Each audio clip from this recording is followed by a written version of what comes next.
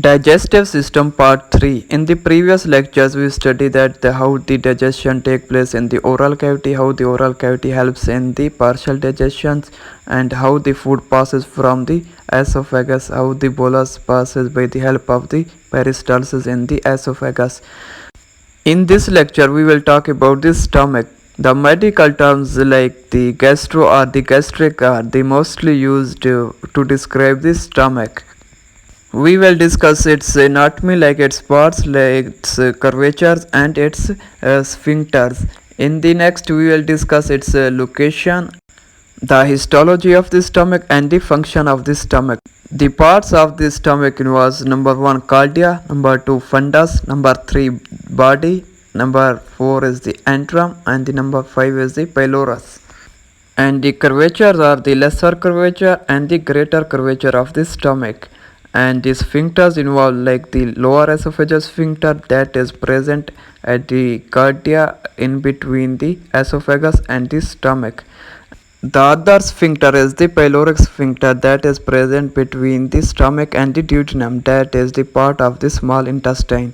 The function of the lower esophageal sphincter is that it prevents the regurgitation of food from stomach to out of the body, like passing from the esophagus and the oral cavity. And the function of the pyloric sphincter was that it allows the limited amount of the food for passage from stomach to enters into the duodenum. The function of the greater and the lesser curvature involves that from the greater curvature of the stomach it hangs the greater omentum. It is the peritoneum folded that is present between the greater curvature of the stomach and the transverse colon of the large intestine. The function of the greater omentum is that it contains many lymph nodes and also adhere to the inflamed areas that plays a key role in the immunity of the GIT and protect from other intraperitoneal infections. At the lesser curvature of the stomach there is the lesser omentum that along with the stomach and the duodenum is attached to the liver. And the main function of the lesser omentum is that to attach the stomach and the duodenum to the liver. Angular incisura is the small notch located on the lesser curvature of the stomach near the pyloric end.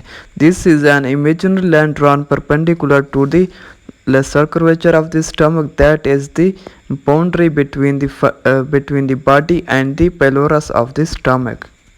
Now we will discuss the function of the parts of the stomach. In the image you may see the different parts of the stomach like the cardia and the fundus, body and the antrum and the pylorus of the stomach.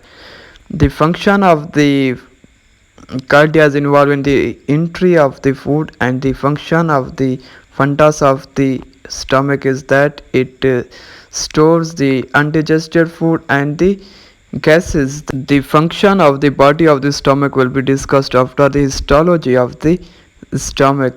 The function of the antrum of the stomach is that it stores the digested food until the pyloric sphincter allows it for the further digestion. Sometimes along this part along with the pylorus is also called as the pyloric antrum. Now I will talk about the stomach location. To understand the location of the stomach, first of all we have to understand the 9 abdominal region. For the 9 abdominal region we use the 4 lines, like 2 vertical lines and 2 horizontal lines. The name of the 2 vertical line is like the left lateral plane and the right lateral plane, and the lines of the horizontal lines are the like transpyloric plane and the transtubercular region. In this way we have the 9 abdominal region, like the right hypochondriac region, epigastric region, left hypochondriac region, right lumbar region, umbilical region, left lumbar region, and the right inguinal region, hypogastric or the suprapubic region, and the left inguinal region. The location of the stomach is in the like the epigastric region, like left hypochondriac region, and the umbilical region. Abdominopelvic quadrants are the other methods to locate the different organs. Like in this way we have the 4 quadrants, like the left upper quadrant, right upper quadrant, left lower quadrant, and the right lower quadrant. In this way the stomach location is in the left upper quadrant and in the right upper quadrant. The location of the stomach with respect to spine varies, so I will tell about the average position. The average position of the cardiac orifice is that it is at the level of the upper third of the 11th thoracic vertebra. The average position of the fundus of the stomach is that it is at the middle third of the 10th thoracic vertebra, and the average position of the pylorus of the stomach is that it is in between the middle and the lower third of the first lumbar vertebra. After the location of the stomach, I will discuss about the histology of the stomach. In the histology, there are the four layers of the stomach, like the mucosa, submucosa, muscularis externa, and the serosa. All these will be discussed step by step. Number one is the mucosa. Mucosa has different parts like the epithelium of the mucosa and the lamina propria and the muscularis mucosa. The epithelium in this is the columnar epithelium that secretes the thick coating of the mucus that protects the gastric mucosa from the acid and the enzymes released by the lamina propria. Now we will discuss that how the lamina propria secretes or synthesize these contents. The lamina propria has the gastric glands. Now I will discuss the anatomy of the gastric glands. Gastric glands has the different parts like the isthmus, neck, and the base. Parietal cells are the extrinsic cells that secretes the HCl and the intrinsic factor that is responsible for the absorption of the B12 vitamin, and this is hugely present on the isthmus of the gastric glands and is also present on the neck and the base. Chief cells, also called as peptic cells, also called as zygomatic cells, are found at the base of the gastric glands. These contains a lot of the rough endoplasmic reticulum for peptin, that is the precursor of the pepsinogen. We know pepsinogen is inactive form of the pepsin, that is the proteolytic enzyme.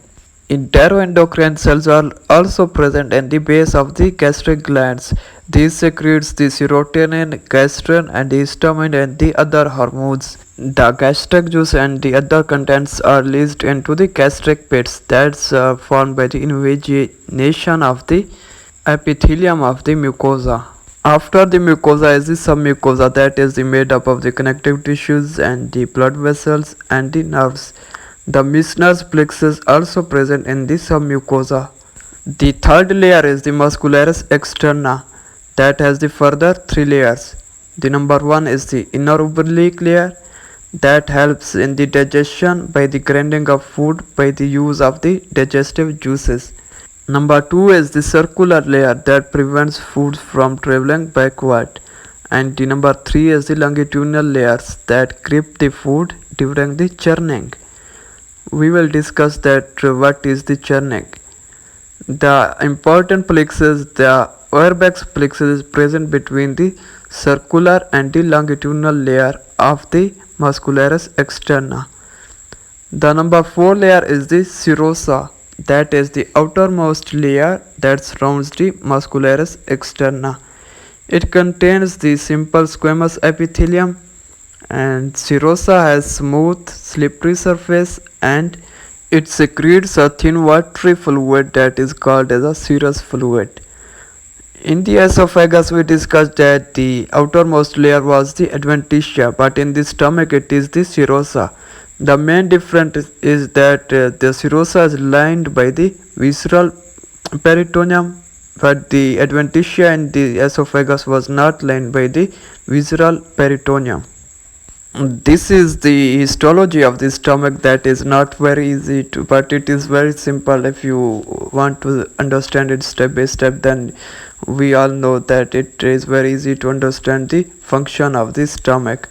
After the histology of the stomach, we will discuss that what are the main function of the stomach. The function of the stomach are different. Like the first main function of the stomach is that it is used for the storage of the food.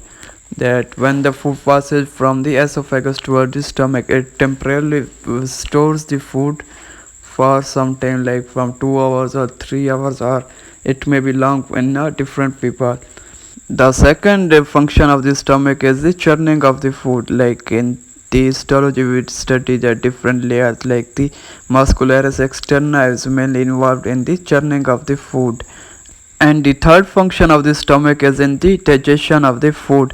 We studied in the histology that how it releases gastric juices and different hormones for the breakdown of the food. That are the main functions of the stomach. The inner foldings called the rugae are involved in the churning of the food in the stomach. Now the food particles in the stomach is called chyme because it is now mixed with the gastric juice. That is all about this lecture. In the next lecture we will talk about the involvement of the hepatobiliary system in the digestion. The viewers are highly requested, if you find any mistake in the typing or in the speaking or in the concept, you can rectify me, so you will be appreciated. The other medical posts are shared on the Facebook, on the Instagram, on the WhatsApp and on the YouTube. If you are interested, the addresses are given on the screen, you may contact to it. So thank you for watching this video and hope you will wait for the next video. Stay safe and take care of yourself. Bye bye. See you in next video.